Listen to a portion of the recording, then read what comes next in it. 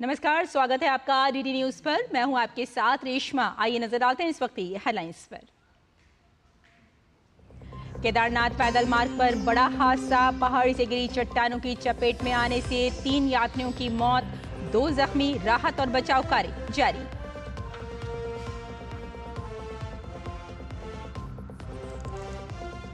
कल से शुरू हो रहे बजट सत्र से पहले सरकार ने बुलाई सर्वदलीय बैठक। संसद को सुचारू रूप से चलाने पर होगी चर्चा।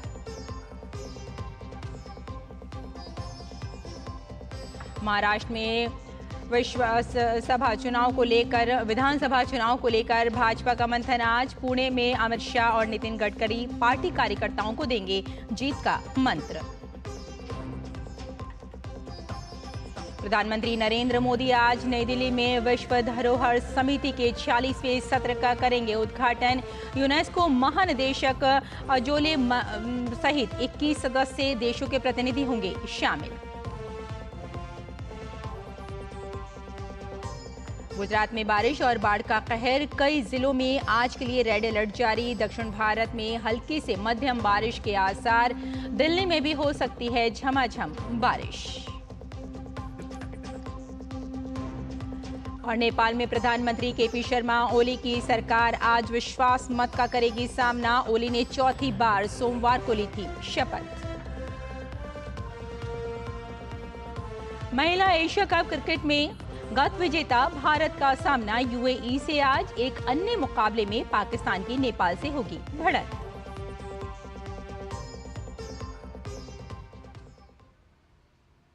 और आइए अब समाचारों को देखते हैं विस्तार से।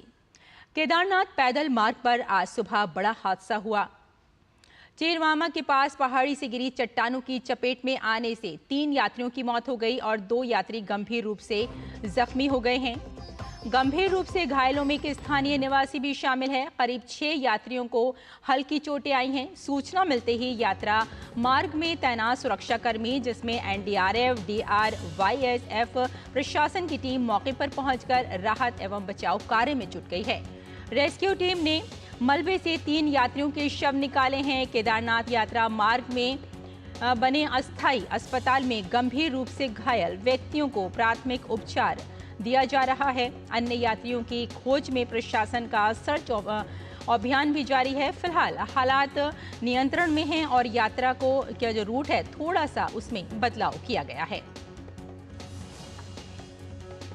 एक बार फिर हम आपको बता दें कि केदारनाथ पैदल मार्ग पर एक बड़ा हादसा पेश आया है। काफ़ी दर्दनाक हादसा है और इसमें कई लोग घायल भी बताए जा रहे हैं और मुख्यमंत्री धामी ने इस पर शोक संवेदना भी जताई है।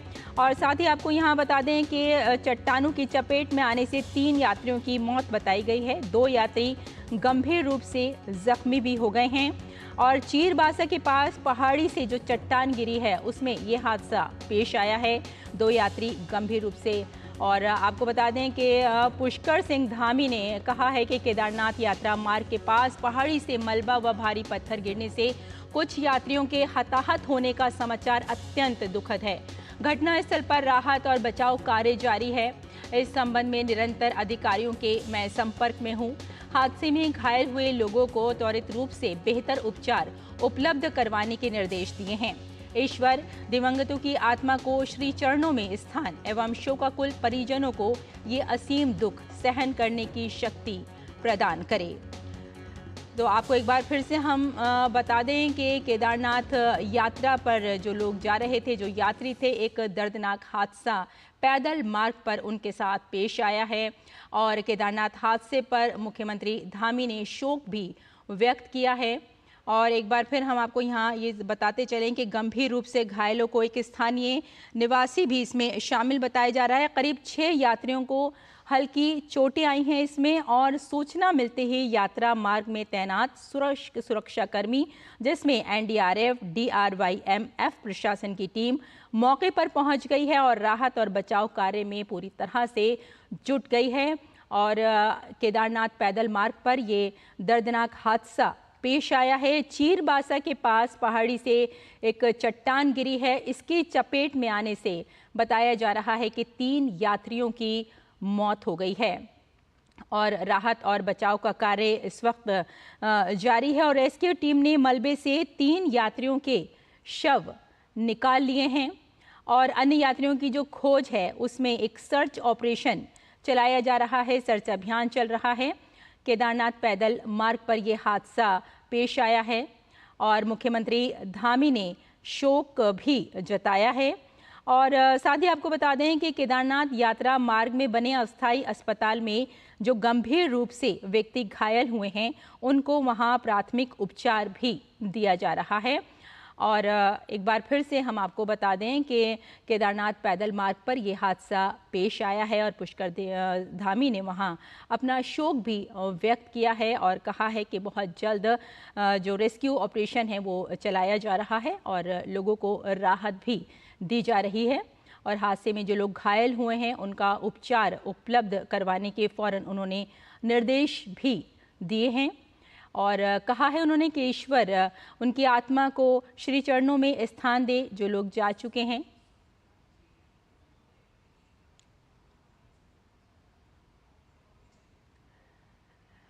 तो केदारनाथ पैदल मार्ग पर ये दर्दनाक हादसा पेश आया है और मुख्यमंत्री पुष्कर सिंह धामी ने कहा है कि बहुत जल्द जो राहत और बचाव का कार्य है उसके उन्होंने निर्देश दिए हैं और जितनी भी जल्द से जल्द सहूलियात हैं वो यात्रियों को पहुंचाई जाएं, ऐसा उन्होंने निर्देश दिया है। और आपको बता दें कि इसी खबर पर हमारे संवाददाता संजीव सुंदरयाल हमारे साथ जुड़ गए हैं, उनसे बात करते हैं। संजीव, एक बड़ा दर्दनाक हादसा पेश आया है केदारनाथ पैदल मार्ग पर जाने वाले यात्रियों के साथ, अगर हम आपसे अपडेट लेना चाहें तो क्या अपडेट है इस वक्त? अभी अपडेट ये है कि अभी पूरा वहाँ रेस्क्यू ऑपरेशन पूरा वहाँ कंप्लीट हो चुका है। सभी घायलों को निकाल के प्राथमिक चिकित्सा के लिए जो उपचार के लिए जो बनाए गए गौरीकुंड केदारनाथ पैदल मार्ग में जो बनाया गया चिकित्सालय बने हुए हैं, जो बेस कैंप्स बने हुए हैं, वहां पर उनको भेज दिया गया है। वहां उनका उपचार चल रहा है। रास्ता भी पूरा क्लीन कर दिया गया है। अब यात्रा सुचारू रूप से चल रही है। जो मृतक बताए जा रहे हैं, जो भी खबर आ रही है कि वो सभी मृतक 2 मृतक मेरे ख्याल से महाराष्ट्र के बताए गए हैं। बाकी अभी डिटेल आनी उनकी बाकी है, बाकी एक की डिटेल आनी बाकी है। टोटल 8 लोग घायल हुए थे और सभी घायलों का उपचार किया जा रहा है। जी, केदारनाथ यात्रा मार्ग पे जो अस्थाई अस्पताल है वहाँ भी कुछ लोगों को भेज दिया गया है ताकि उनका प्राथमिक उपचार किया जा सके। हाँ, वहीं जो रेस्क्यू टीम ने जो मलबे से जो 3 व्यक्तियों को भी बाद में जो निकाला था, पहले जो 6 थे बाद में और निकाले गए, तो उनको भी वहीं पर प्राथमिक उपचार के लिए भेज दिया गया है। जो केदारनाथ यात्रा मार्ग में बने अस्थायी अस्पताल होते हैं, जगह जगह बने रहते हैं, तो वहां उनको भर्ती किया और उनका वहीं इलाज किया जा रहा है। बिल्कुल। जिस वक्त ये हादसा पेश आया, जैसे कि बताया जा रहा है कि चट्टान की चपेट में आने से जो 3 यात्री हैं उनकी तत्काल मौत हो गई थी और कुछ लोग घायल भी बताए गए थे। अगर हम ये जानना चाहें कि उस वक्त क्या सूरत हाल थी, कितने यात्री उस मार्ग पर उस वक्त मौजूद थे? यात्रियों का जैसा होता है कि जो पगडंडियां चल रही होती है तो उसमें यात्री लगातार चलते रहते हैं। अब चूंकि अब बारिश का भी सीजन चल रहा है और बरसात भी हो रही थी, तो ऊपर से कुछ बड़े बड़े बोल्डर्स भी गिरे थे। हालांकि उतने बड़े नहीं थे, पर हाँ एक तरह से मतलब पूरा एक मलबा टाइप से ऊपर से गिरा, जिससे सर पे चोट लगने से 3 यात्रियों की जो हुई है उनकी मृत्यु हुई है। और यात्रा थोड़ी देर के लिए जरूर बाधित हुई थी, परंतु उसके बाद फिर से यात्रा सुचारू हो गई थी, क्योंकि मलबा इतना ज्यादा नहीं आया था। थोड़ी देर के लिए जरूर डाइवर्ट किया गया था, परंतु उसके बाद मलबा साफ करके फिर से यात्रा सुचारू रूप से जारी कर दी गई है। जी संजीव जी, बहुत धन्यवाद हमारे साथ जुड़ने के लिए और इस तमाम जानकारी के लिए। तो एक बार फिर हम आपको बता दें कि करीब 6 यात्रियों को हल्की चोटें बताई जा रही हैं और सीएम धामी ने शोक भी व्यक्त किया है और जल्द से जल्द उनको दी जा रही हैं उपचार की जो जितनी भी सुविधाएं हैं। फिलहाल आगे बढ़ते हैं। सरकार ने संसद के बजट सत्र से पहले आज सर्वदलीय बैठक बुलाई है। बैठक के दौरान सरकार संसद के दोनों सदनों के सुचारू संचालन के लिए सभी विपक्षी दलों से सहयोग का अनुरोध करेगी। बजट सत्र सोमवार से शुरू होकर अगले महीने की 12 तारीख तक चलेगा। आम बजट मंगलवार को पेश किया जाएगा और ये मोदी सरकार के तीसरे कार्यकाल का पहला बजट है। पिछले महीने संसद के दोनों सदनों की संयुक्त बैठक को संबोधित करते हुए राष्ट्रपति द्रौपदी मुर्मू ने कहा था कि ये बजट सरकार की दूरगामी नीतियों और भविष्यवादी दृष्टिकोण का प्रभावी दस्तावेज है।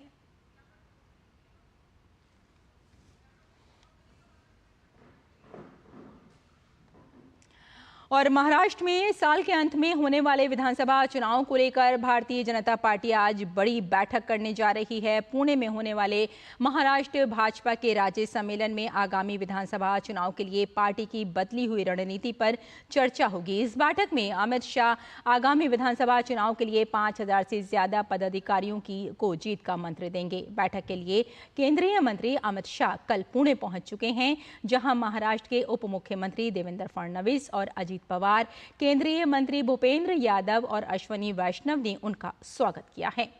अमित शाह आज पार्टी के सभी वरिष्ठ नेताओं, प्रदेश और केंद्र सरकार के मंत्री और अन्य पदाधिकारियों के साथ बैठक करेंगे। इस बैठक में राज्य के वर्तमान समीकरणों को देखते हुए नई रणनीति बनाने पर विचार किया जा सकता है। आज होने वाले एक दिवसीय सम्मेलन में केंद्रीय मंत्री नितिन गडकरी उद्घाटन सत्र को संबोधित करेंगे। इस सम्मेलन के दूसरे सत्र की अगुवाई केंद्रीय गृह मंत्री अमित शाह करेंगे। पूर्व केंद्रीय मंत्री राव साहेब दानवे राज्य और राष्ट्रीय राजनीतिक परिदृश्य पर प्रस्तावों पर चर्चा करेंगे।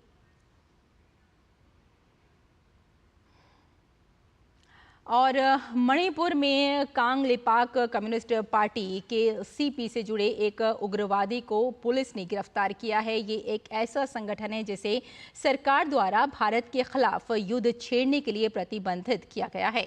पुलिस ने काकचिंग जिले में तेजपुर मांगा लेकाई क्षेत्र में केसीपी संगठन के जिस सक्रिय कैडर को गिरफ्तार किया है, उसकी पहचान चिंगतो युआजाम आशा कुमार मैतई उर्फ अंगुन के रूप में हुई है। इसकी उम्र 33 साल है। ये उग्रवादी इस इलाके में जबरन वसूली में शामिल था। उनके पास से 2 मोबाइल फोन, 4 एटीएम कार्ड, 22,000 रुपये नकद और कुछ आपत्तिजनक वस्तुएं बरामद की गई हैं। आगे की जांच के लिए मामला दर्ज कर लिया गया है। उग्रवादी गतिविधियों में शामिल लोगों को पकड़ने के लिए सुरक्षा दलों द्वारा पूरे राज्य में छापामारी अभियान चलाया जा रहा है। हथियार और गोला बारूद की बरामदगी के साथ ही उग्रवादियों के पकड़े जाने का सिलसिला भी लगातार इस वक्त जारी है।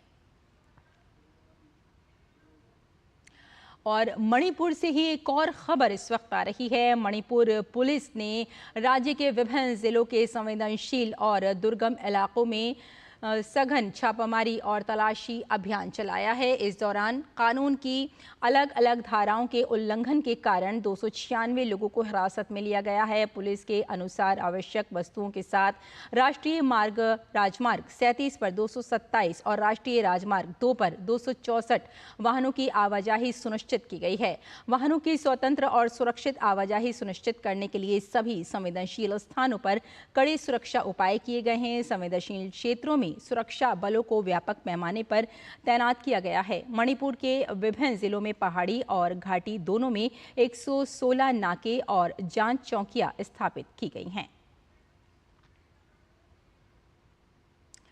आइए आगे बढ़ते हैं। आज से 31 जुलाई तक दिल्ली के भारत मंडपम में विश्व धरोहर समिति की बैठक का आयोजन किया जा रहा है। प्रधानमंत्री नरेंद्र मोदी बैठक का उद्घाटन करेंगे। इस संबंध में उन्होंने सोशल मीडिया हैंडल एक्स पर लिखा कि ये पहली बार है जब हमारा देश इस समिति की मेजबानी कर रहा है। ये हमारी विरासत को संरक्षित करने के तरीकों पर विचारों का आदान प्रदान करने का एक महत्वपूर्ण मंच है। यूनेस्को की ये 46वीं बैठक है, जिसमें विश्व धरोहर समिति में शामिल 150 से अधिक देशों के 2000 से अधिक प्रतिनिधि भाग लेंगे। G20 समिट के बाद देश में पहली बार अंतर्राष्ट्रीय स्तर का ये कार्यक्रम हो रहा है। यूनेस्को के सहयोग से केंद्रीय संस्कृति मंत्रालय की ओर से आयोजित कार्यक्रम में यूनेस्को के महानिदेशक आंड्रे अजोले और विभिन्न देशों के संस्कृति मंत्री, राजदूत और विशेषज्ञ भाग लेंगे। विश्व धरोहर समिति की बैठक साल में एक बार होती है।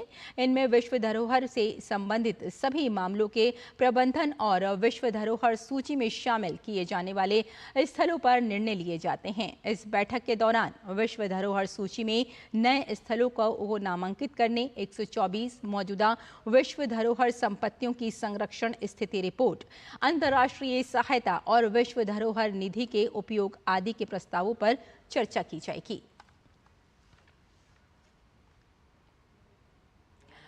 और केरल में निपाह वायरस का 5वां मामला सामने आया है।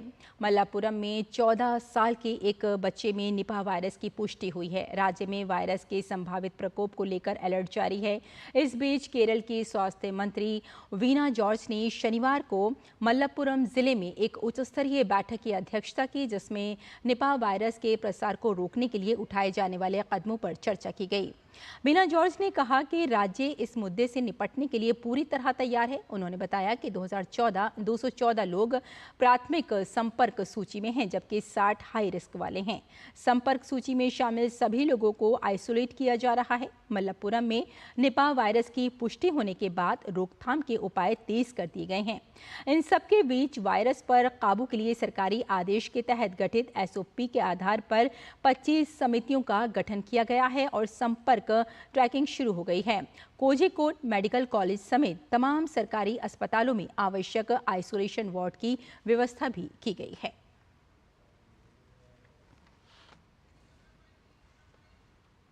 और बुलेटिन में यहाँ लेते हैं एक छोटा सा ब्रेक। जल्द हाजिर होते हैं। आप देखते रहिए डीटी न्यूज। दादी के हाथों का जादू और खुशबू से महकता घर। MDH गरम मसाला, असली मसालों से भरा हूँ मैं, क्योंकि हर रिश्ता है स्वाद से जुड़ा। बात जब पीढ़ियों के लिए बनने वाले घर की हो तो जिम्मेदारी बड़ी हो जाती है। गैलेंट समझता है ये जिम्मेदारी। अब डबल M रिब्स के साथ गैलेंट एडवांस TMT रीबार, निर्माण का रियल हीरो। ब्रेक के बाद एक बार फिर आपका स्वागत है। आइए कुछ और खबरों की ओर रुख करते हैं। गुजरात में बारिश और बाढ़ का कहर जारी है। मौसम विभाग ने कई जिलों में रेड अलर्ट जारी किया है। वहीं अगले 5 दिनों के दौरान दक्षिण भारत में गरज के साथ हल्की से मध्यम वर्षा का अनुमान है। साथ ही राजधानी दिल्ली में भी झमाझम बारिश की उम्मीद है। मौसम विभाग ने कोंकण तथा गोवा, मध्य महाराष्ट्र के घाट क्षेत्रों, विदर्भ, दक्षिणी छत्तीसगढ़ में आज के लिए मूसलाधार बारिश का अनुमान व्यक्त किया है। वहीं उत्तराखंड में अलग अलग स्थानों पर अगले 2 दिनों तक तेज वर्षा के आसार हैं। इसके अलावा मंगलवार और बुधवार को पूर्वी राजस्थान तथा सोमवार और मंगलवार को हिमाचल प्रदेश तथा सोमवार को पश्चिमी उत्तर प्रदेश में मूसलाधार बारिश की संभावना है। मौसम विभाग ने अगले 5 दिनों के दौरान पूर्वोत्तर भारत में अलग अलग स्थानों पर गरज के साथ मूसलाधार बारिश होने का अनुमान व्यक्त किया है।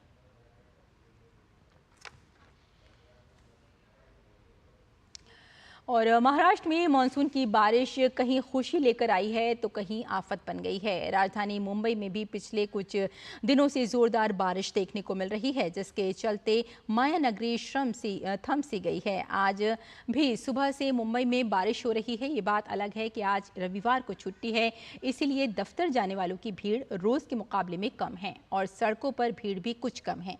मौसम विभाग का कहना है कि मुंबई समेत पूरे महाराष्ट्र में अगले कुछ दिनों तक ऐसी ही बारिश देखने को मिल सकती है।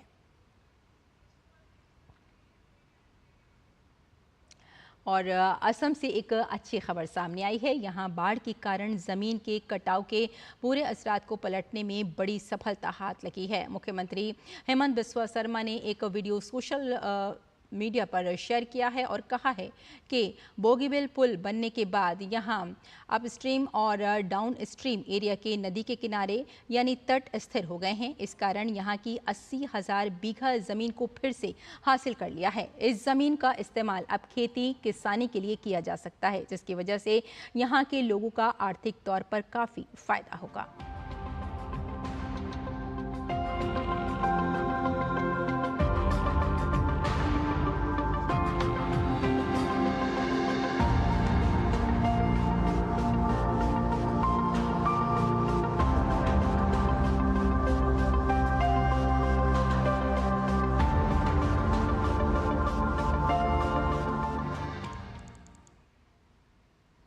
और आइए अब देख लेते हैं बजट से संबंधित कुछ खबरें।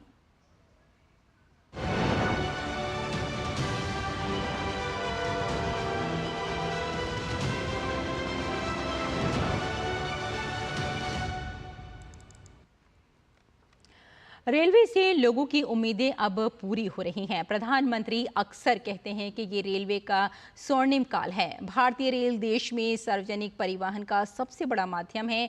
हर रोज लाखों लोग ट्रेनों के माध्यम से एक शहर से दूसरे शहर का लाखों किलोमीटर का सफर तय करने के लिए जाते हैं। वर्ष 2023-24 में रेलवे बजट 2.4 लाख करोड़ से अधिक था। केंद्रीय बजट में रेल बजट का विलय करने का उद्देश्य केंद्र सरकार के वित्त का पूरा विवरण देना और साथ में राजमार्गों, रेलवों और जलमार्गों के बीच परिवहन योजना में सुधार करना था।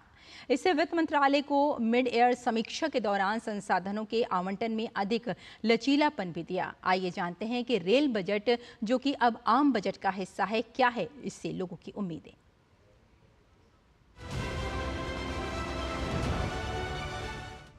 भारतीय रेलवे देश की अर्थव्यवस्था की महत्वपूर्ण नींव है। पिछले कुछ सालों के दौरान भारतीय रेलवे में बदलाव आए हैं। सरकारी खर्च का एक बड़ा हिस्सा इस क्षेत्र से आता है। लाखों लोग रोजाना भारतीय रेल से सफर करते हैं। इसी के चलते मोदी सरकार ने पिछले कुछ सालों में रेलवे का बजट भी बढ़ाया है। अंतरिम बजट 2024 में रेलवे पर विशेष ध्यान दिया गया। पिछले साल के मुकाबले 15,000 करोड़ रुपए ज्यादा आवंटित किए गए। इस रकम से रेलवे के 3 नए कॉरिडोर और 40,000 पुराने डिब्बों को वंदे भारत ट्रेन के सुविधाजनक कोच में बदलने का प्रावधान किया गया। 3 मेजर इकोनॉमिक रेलवे कॉरिडोर को पीएम गतिशक्ति योजना में मल्टी मॉडल कनेक्टिविटी प्रोजेक्ट के तहत आगे बढ़ाया जाएगा। इससे न केवल लॉजिस्टिक क्षमता बढ़ेगी बल्कि लागत में भी कमी आएगी। वहीं दूसरी तरफ ट्रैफिक लोड कम होगा, जिससे यात्री ट्रेनों की संख्या और स्पीड बढ़ने में भी मदद मिलेगी। भारतीय रेलवे आत्मनिर्भर भारत के उद्देश्यों को प्राप्त करने के लिए प्रतिबद्ध है। इसी लक्ष्य को ध्यान में रखते हुए राष्ट्रीय रेल योजना 2030 तैयार की गई है।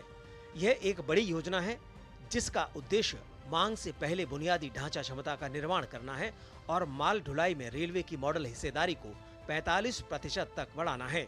भारत में रेल मंत्रालय ने अमृत भारत नामक एक नई योजना शुरू की है, जो पूरे देश में भारतीय रेलवे स्टेशनों के आधुनिकीकरण में मदद करेगी। इसे 1000 से अधिक रेलवे स्टेशनों के बुनियादी ढांचे के विकास के दीर्घकालिक दृष्टिकोण के साथ तैयार किया गया है। आदर्श स्टेशन योजना के तहत 1251 स्टेशनों का विकास किया गया है। स्टेशनों के विकास और रखरखाव के लिए आवंटन और व्यय का विवरण इस योजना के अंतर्गत आता है। फिलहाल 82 वंदे भारत ट्रेन सेवाओं का संचालन किया जा रहा है, जिसका आंकड़ा बढ़ाना मंत्रालय का फोकस है। साल 2021 से रेलवे के बजट आवंटन में लगातार बढ़ोतरी हो रही है। रेलवे ट्रेन की सामान्य बोगियों को वंदे भारत में कन्वर्ट करने को लेकर सरकार पिछले कुछ समय से काफी जोर दे रही है।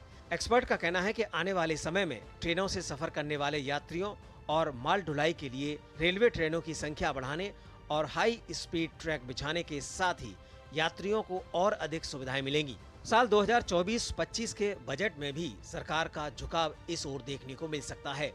आम जनता के लिए अधिक सुविधाएं उपलब्ध कराने, नेटवर्क बढ़ाने, भीड़भाड़ कम करने और रेलवे दुर्घटनाओं से बचकर रेल क्षमता बढ़ाने के लिए पर्याप्त धनराशि आवंटित करने पर आने वाले रेल बजट पर फोकस रहने की उम्मीद है। रेलवे बजट में metro network, Namo Bharat corridor, Vande Bharat train, high speed corridor और आर्थिक गलियारों के विस्तार के लिए पूंजीगत धन उपलब्ध कराना रेल मंत्रालय का मकसद रहेगा, ताकि सकारात्मक गति जारी रहे। Bureau report, DD news, Delhi. और आने वाला बजट कैसा रहने की उम्मीद है, आइए इसके बारे में सुनते हैं बजट विशेषज्ञ जी.के. अरोड़ा का क्या कहना है। इस पॉलिसी डॉक्यूमेंट में जो जनरल अप्रोच रहेगी वो टवर्ड्स टाइनी सेक्टर, जिसको हम बोलते हैं medium, micro, medium, small scale sector की तरफ रहेगी, क्योंकि इसमें एम्प्लॉयमेंट पोटेंशियल है, इसमें एक्सपोर्ट पोटेंशियल है, इसमें लोकलाइजेशन एस्पेक्ट है, लोकल रिसोर्सेज के एस्पेक्ट्स हैं। अभी हमने G20 भी किया है, उसके बाद COP भी किया, तो ये सारे इश्यूज बड़े इंपॉर्टेंट है। तो हमें लगता है कि बजट की जनरल अप्रोच बैलेंस, दूसरा इसका ग्रीन ओरिएंटेशन, तीसरा स्मॉल स्केल इंडस्ट्री और इंफ्रास्ट्रक्चर ओरिएंटेशन रहनी चाहिए, क्योंकि यहाँ पे एम्प्लॉयमेंट पोटेंशियल और थोड़ा इक्विटेबल अप्रोच रहती है। और हुती विद्रोहियों द्वारा तेल अवीव शहर में किए गए घातक ड्रोन हमले के एक दिन बाद इसराइल ने जवाबी कार्रवाई करते हुए पश्चिमी यमन में विद्रोही समूह के कई ठिकानों पर हमला किया। इस हमले में 3 लोगों की मौत हो गई, जबकि 87 लोग इसमें घायल बताए गए हैं।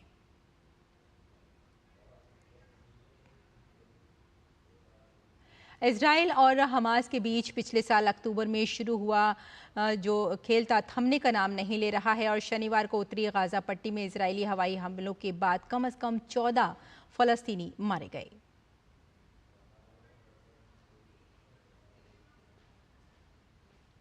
दक्षिणी लेबनान के विभिन्न इलाकों में इजरायली हवाई हमलों में 4 विस्थापित सीरियाई बच्चे सहित 7 लोग घायल हो गए हैं।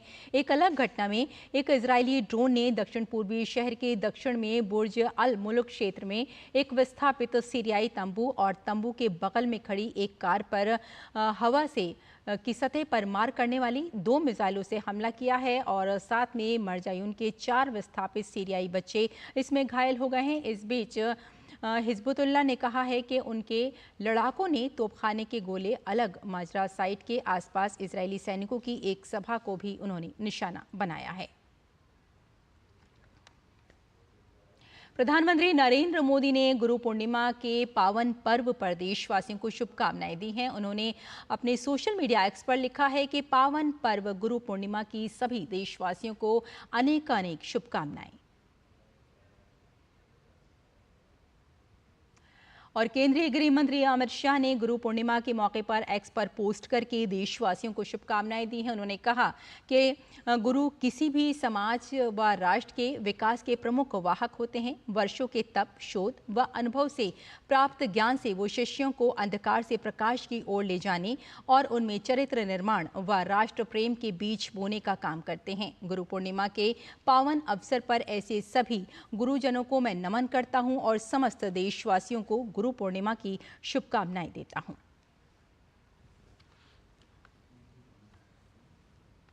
तो इस बुलेटिन में फिलहाल इतना ही। अनुमति दें। नमस्कार।